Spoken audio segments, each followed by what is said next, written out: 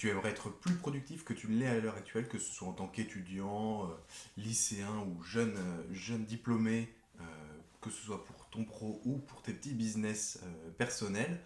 Eh bien aujourd'hui on va parler des différents conseils pour pouvoir en faire un petit peu plus tous les jours. Salut à toutes et à tous, c'est Romain. Pour ceux qui sont nouveaux sur la chaîne, je suis jeune diplômé d'un master 2 en droit et et depuis peu, juriste en cabinet d'avocat. Et sur cette chaîne, on parle de tout ce qui va en fait améliorer votre expérience à l'université, que ce soit en fait des conseils sur de la tech ou des conseils de travail pour améliorer vos performances et vos résultats surtout, parce que je pense que c'est ce qui compte pour vous.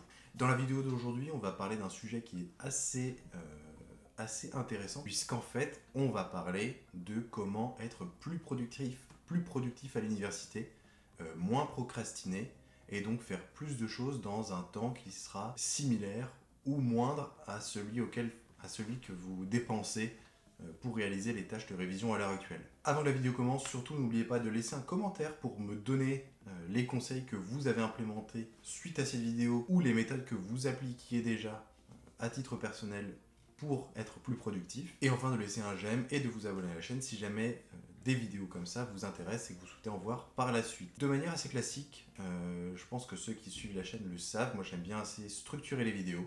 Donc dans une toute première partie, on va voir quels sont les problèmes en fait auxquels sont confrontés les étudiants. Et enfin, on va voir comment est-ce que pour contrer ces problèmes, on va pouvoir implémenter des nouvelles méthodes de travail et d'organisation dans notre quotidien afin d'être plus productif. Donc tout d'abord, en fait, les trois gros problèmes auxquels sont confrontés les étudiants. Premièrement, c'est que en fait, vous avez trop de choses à faire, il y a trop de trucs qui traînent dans votre esprit et vous avez du mal à vous organiser et à structurer en fait votre programme de révision pour vous dire ok je fais ça, ça, ça et ça, et du coup en fait vous restez et vous ne révisez plus rien du tout parce qu'il y a trop de choses et en gros c'est comme si tu te noyais un petit peu dans ton programme et dans les choses que tu devais faire. Le deuxième sujet dont on va parler c'est un truc qui s'appelle la loi de Parkinson qui en fait est une théorie qui a été développée dans les années 50 par un historien britannique et qui en fait vient te dire qu'une tâche va prendre le temps que tu vas lui affecter. Donc si tu dis qu'une tâche qui pourrait être faite en, je ne sais pas, disons une demi-heure, trois quarts d'heure ou une heure, mais que tu lui affectes activement ou passivement 5 heures ou une journée, eh bien tu vas effectivement mettre 5 heures ou une journée à effectuer cette tâche qui aurait pu être effectuée dans un temps bien plus minime. Et enfin, le troisième et dernier problème auquel on est tous confrontés, c'est le problème d'être trop distrait. C'est-à-dire qu'il y a tellement de distractions entre l'iPhone, l'iPad, l'ordinateur, les mails, les notifications, les trucs Snapchat, les trucs Instagram, bref, les messages Messenger, c'est un nid à distraction. Mais on va pouvoir implémenter quand même quelque chose, quelques trucs pour lutter contre ça. Maintenant, les solutions et les méthodes à implémenter dans votre vie de tous les jours pour parer à ces problèmes. Donc premièrement sur les solutions pour lutter contre le problème d'organisation. Ça va paraître très très simple, moi il y a un truc que j'ai appris à faire, c'est que la veille au soir, si j'ai des choses à faire, eh bien je vais me les noter et ce sera les premières choses que je vais faire le matin suivant.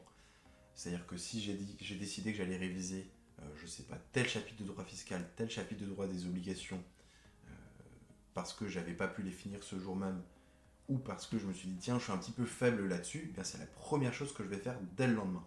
C'est important de préparer le lendemain dès la veille au soir, parce qu'en fait ça va te permettre de te réveiller et la première tâche à faire, tu vas pas être déjà noyé dans tes émotions ou dans tes différentes tâches que tu vas devoir faire, mais en fait tu vas devoir juste te lever, ok, tu prends ta liste et tu check et tu check et tu check et tu fais tâche 1, tâche 2, tâche 3, hop c'est fini et maintenant on passe à la suite.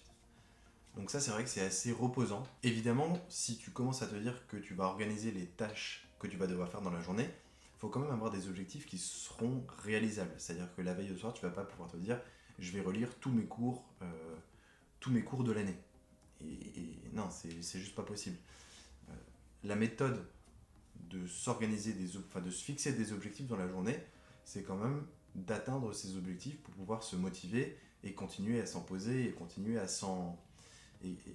continuer à travailler. C'est ça l'objectif. Donc c'est sympa d'avoir des objectifs quotidiens. Il faut aussi avoir des objectifs qui seront hebdomadaires et des objectifs mensuels. Si jamais vous n'avez pas envie de passer par la feuille de papier, J'ai une vidéo là-dessus justement sur mon système d'organisation qui est en fait à travers Notion. Je vais vous mettre la vidéo juste ici et dans la description. N'hésitez pas à aller la regarder. Oui, la vidéo s'appelle Comment organiser automatiquement tes révisions sur Notion. N'hésitez pas à aller la regarder, je pense qu'elle est vraiment très intéressante. Faut prendre une petite heure, 1 heure et demie pour organiser et pour mettre en place ton système. Mais une fois qu'il est mis en place, c'est un truc qui marche automatiquement et tu as juste qu'à en fait aller dans ton tableau d'accueil et ça te dit quel chapitre tu dois réviser tel jour. C'est vraiment super. N'hésitez pas à aller les regarder. Maintenant, pour lutter contre le deuxième problème qui est la loi de Parkinson. Donc, je vous rappelle, c'est celle qui en fait vient nous dire que si jamais vous attribuez trop de temps à une tâche, par exemple une journée à une tâche qui aurait pu être réalisée en 1 heure, et bien cette tâche, vous allez vraiment effectivement la réaliser en une journée. Donc c'est important en fait de se fixer des objectifs de temps sur chacune des tâches que vous êtes en train de réaliser. Parce que sinon vous allez complètement déborder et c'est là où vous perdez vraiment en efficacité et à la fin de la journée vous vous dites mais j'ai pas en fait réussi à faire tout ce que je voulais faire dans la journée. Mais c'est parce que vous ne vous êtes pas fixé de temps sur chacune des tâches à effectuer dans la journée.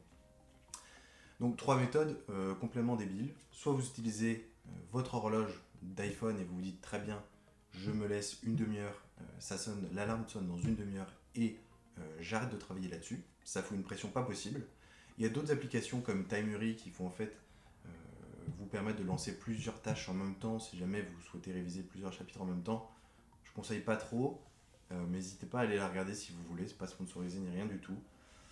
Et enfin, la bonne vieille méthode, c'est que tu mets sur un bout de papier, tu dis très bien de 16h à 17h30 je fais tel chapitre, de 17h30 à 17h45 petite pause et à 17h45 jusqu'à 19h je révise tel autre chapitre. Et vous verrez qu'à 19h vous aurez fait exactement ça, toujours sous la condition que ce sont des objectifs réalisables, hein, pas que vous allez relire 2 fois le programme entier de révision en 1h45, c'est pas possible. Mais se fixer des objectifs temporels, c'est très important. Maintenant, pour lutter contre le troisième problème, qui est le problème des distractions des écrans, très simple.